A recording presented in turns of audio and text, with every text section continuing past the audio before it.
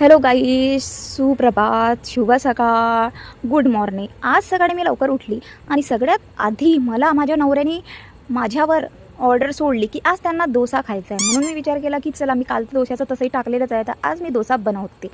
पण झालं असं की मला हे टेन्शन आलं होतं की ते डोसा करताना डोसा किती वेळात उठेल आणि माझं नुकसान किती होईल आणि मला किती वेळ उभं राहावं लागेल तिथे. कारण माझ्याने डोसा कसा बनत नाही बरोबर आणि खूप वेळात तुटूनसुद्धा जातो. पण आज असं झालं की माझा डोसा मला परफेक्टच जमला.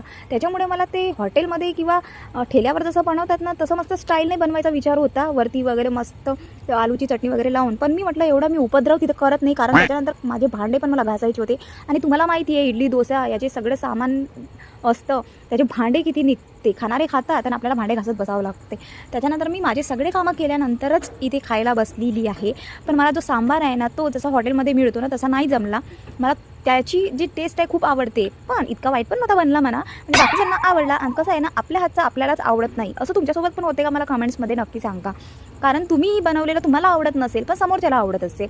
आज फायनली आमच्याकडे कूलर लागलेला आहे आणि त्याच्यामुळे आज आम्ही मस्त दुपारी निवांत थोडंसं आराम करणार आहे. तोही अधिराज आम्हाला झोपू देईल तर, कारण तो तर त्या कूलरच्या समोर जाऊन बसत आहे. सगळ्यात जास्त भीती तर हे आहे की तो कूलरमध्ये हात टाकेल की काय.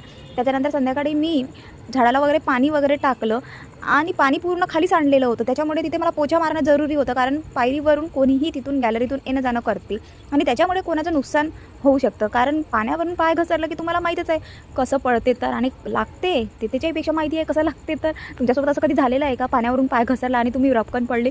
आणि खरं तर ही गोष्ट माझ्यासोबत होऊ शकते, मीच पडू शकते तिथे. कारण माझं खाली येणं जाणं जरा जास्त चालू राहते. खाली आईबाबा असतात तर त्यांना काही लागते नाही लागते हे विचारपूस मला करावं लागते.